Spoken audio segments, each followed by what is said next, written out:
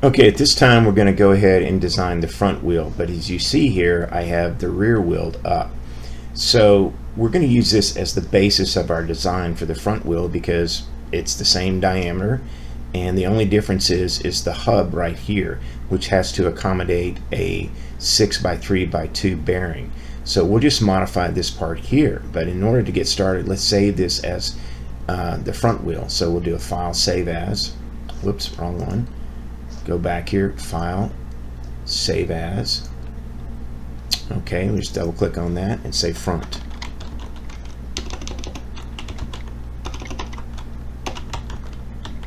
Okay, make sure you got it all uppercase. Go ahead and hit save.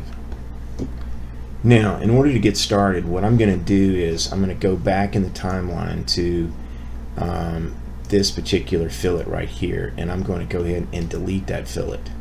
Okay, now that fillet's out, I'm going to go find this the sketch right here, which should be right here. I'm going to edit that sketch, and so it says 6 millimeters. I'm going to turn that into 9 millimeters. Okay, and we're going to take a look at it and see how it looks. Okay, that looks pretty good. What I'm thinking about doing is now go ahead, and since I've got that added, I'm going to go ahead and create a new sketch. I'm going to turn this off. I'm going to create a new sketch on that surface, and I'm going to do circle by center, and I'm going to come out and say 6. So there's my 6 millimeters right there, and I'm going to just go ahead and hit the extrude key, extrude, and I'm just going to go all the way through the file. Okay, so I've got that in there. Now what I want to do is it gives me enough room in there to seat my bearing. In fact, I may want to go back and actually modify that sketch just slightly because these bearings are pretty tight. So I'm going to say 6.15. Okay, so I've got that at 6.15. Hit finish. It's pretty thin right here, so I'm going to go back to this sketch right here, and I'm going to modify that just slightly. I'm going to take that up to 10. So I think it gives me plenty of clearance, but also gives me plenty of support around that. Well, that looks pretty good.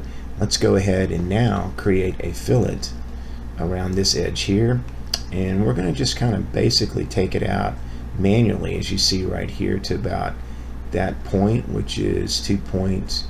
Let's go 2.1. I'm just going to key in 2.1. Okay, and put that fillet in there. Okay, so this looks great. I can actually probably take some weight off of this by extruding this back to where that fillet is. So I'm going to go ahead and do that. Hit the E key to extrude this back to about right there. And let's see how much room that gives me for my bearing to seat in here. I'll go from here to there. Oh yeah, that gives me almost 4 millimeters of space to put that 2 millimeter thick bearing in. So that looks really good. Let's go ahead and close that out, and there we have our finished front tire, excuse me, front wheel.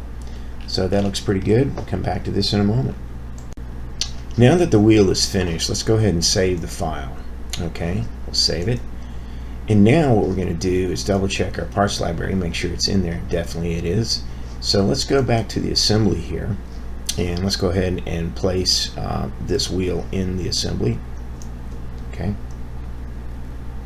so it places it over here, and let's rotate this around. I'm going to go negative 90 degrees. Okay, just kind of get a good feel for it there. And what I'm going to do is I'm going to rotate this around, and I'm going to go back up here and hit the joint command, J key, and I'll come around here to this side, and I'm going to go find the center of that outer face of the washer, and I'll place it right up there. Okay, that looks pretty good, but we need to put a bearing in there. So what we'll do now is accept that joint, we'll go grab our bearing, and we'll place that in here. And we'll take the bearing, slide it down, pull it all the way over here. I'm not going to rotate it around this time, I'm just going to accept that. And what I'm going to do is go ahead and hit the J key for joint, go find the center of that.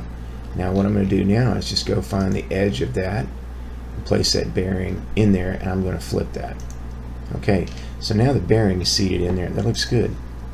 Let's go ahead and put that nylon washer on it, roll out here. And let's take a look at that nylon washer. Hit OK. and I'm going to rotate that around slightly.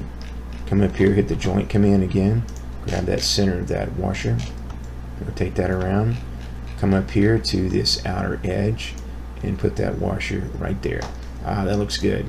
Okay, now all we need to do is put in our wheel retainer. So we'll put our wheel retainer out there, pull that down, and let's take a look at that. I will rotate that around. I'm just going to say negative 180 degrees. And now what I'm going to do is hit the J command again to join. I'm just going to go to this back edge and to the front edge of this washer. Let's see how that joined up. Looks good. I like it. Okay, now we'll come back and put our TPU tire on.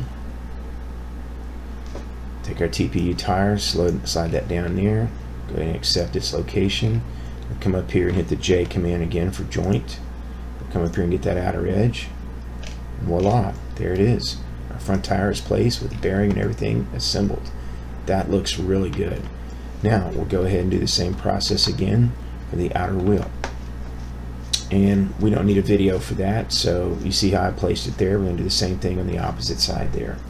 Okay, so now looks like if we look at our project here, what else do we need to design? I think the next thing we need to design is the switch that goes up here that powers the car either to solar or to battery. And that's a three-way switch. We'll reverse engineer a switch that I've already designed and put that guy in place.